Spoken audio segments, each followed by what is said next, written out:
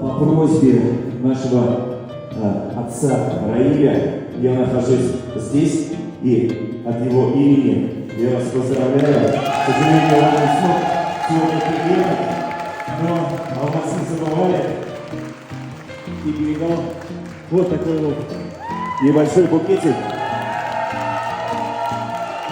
Ильшат абайдан ештерге Табарғасын мәхәббәт бар биге